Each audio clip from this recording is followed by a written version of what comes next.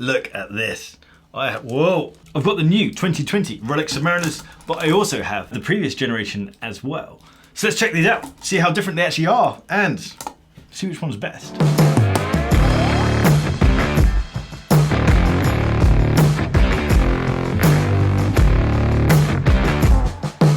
Welcome back to Bark and Jack. I'm Adrian and today is a good day. I've got coffee, I've got watches, I have the new Rolex Submariners, the 2020 Submariners, I have the Submariner, more commonly known as the no date Submariner, and the Submariner date, more commonly known as the Submariner. These watches are super hot, which means they are super hard to find, and then that makes it super difficult for you to choose. I need more adjectives, like super quick. Hopefully this video and this comparison will help you figure out which one it is you actually want. When these watches were launched, I contacted Rolex and asked if I could get hands-on. They gave me a half-an-hour slot and I said no thank you because it takes me half an hour to turn my camera on.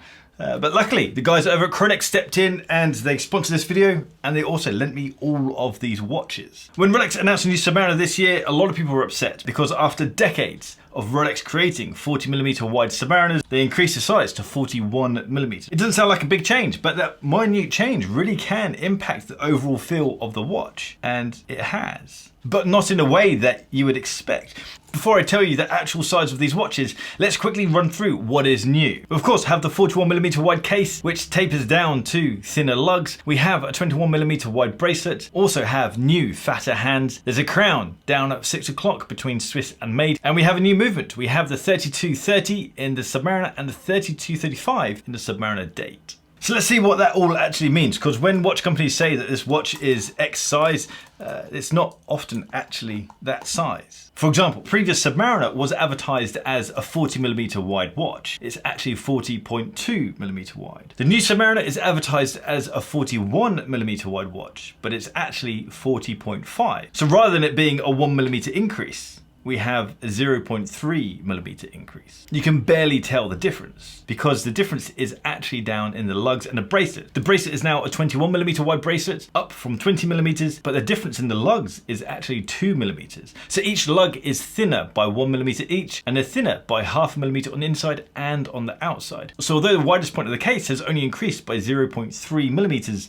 the outside of the lugs has actually reduced by 1mm. The Rolex bracelet is one of the best bracelets around, mainly because of its simple design and the very simple taper that it has. So it tapers down from 20mm down to 18mm on the previous version. The new one tapers from 21mm down to 19mm. So in short, the case is 0.3mm wider, it isn't any thicker, and the lugs are 1mm thinner. Before I tell you how I feel about the design of the case, let's talk about the movement briefly, because that's quite a big change.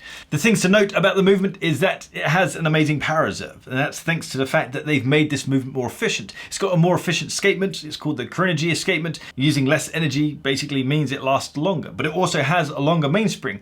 But cleverly, they haven't had to increase the size of the barrel. They've just reduced or halved the thickness of the wall of the barrel, the thing that holds the mainspring, which allows there to be a longer mainspring inside. So a longer mainspring, more efficient movement allows it to have a much longer power reserve. Increase from 48 hours all the way up to 70 hours. And still with an accuracy of plus minus 2 seconds a day. With the movement, you can now, can you hear that? So that's the new movement. You can hear the rotor. So this is the previous generation. You can't hear the rotor. The rotor has a new ball bearing system inside, which has obviously given it more of a sound, which is a shame because for me, I feel part of luxury is not really noticing the mechanics on the inside. Now, I guess as the nice guys over at Rolex have lent me £60,000 worth of watches, we should probably talk about them. Rolex will be having their largest annual sale for Black Friday, which is going to be between the 23rd and 30th of November. They're going to have 32 brands and over 800 models of watches with up to 61% off recommended retail prices. If you're going to buy a watch, use discount code barkandjack, and that will help you get a little bit extra if you're spending over £5,000 or whatever that is in your local currency. And it also helps the channel out. So it's a nice win-win situation. But back to the Submariners. So we found out that the changes are minute, but the change has impacted the overall feel of the watch. I've always hated the previous generation of Submariner. With the massive squared lugs, the difference is huge between the iconic design with the aluminium bezel changing over to the ceramic bezel and the big fat squared lugs. I've never liked this design. Now, although the changes are minute, I do feel like Rolex has returned to the more iconic look of the Submariner. It also accentuates how weird, how badly designed, and how just unnecessarily try-hard the previous Submariner looked. I honestly think the previous Submariner was a bit of a mistake. But I do feel like Rolex has redeemed themselves. This new Submariner simply feels like a beefier version of what we've had before. These are hot. Seriously hot. But anyway guys, drop me a comment down below. Let me know what you think of these Submariners. Have you got hands on with them, and did you like the new case? If you're interested in the green Submariners, I'm going to be doing a video comparing all three. And if you have any questions about the green subs, drop them down below. But also, I'll be doing a video comparing all three of the no-date Submariners from the past 30 years. If you're interested in that stuff, then hit that subscribe button down there and the little bell icon so you get notifications when I drop a new video. I'm gonna have to put a watch on, it feels weird. If you're interested in that stuff, hit subscribe down there and the little bell icon so you get notifications when I drop a new video. If you like this video, hit that thumbs up button. If you want to check out watch straps or read articles about watches, jump over to barkandjack.com. And if you're on Instagram, give me a follow at barkandjack, and I'll see you guys next time. Take care.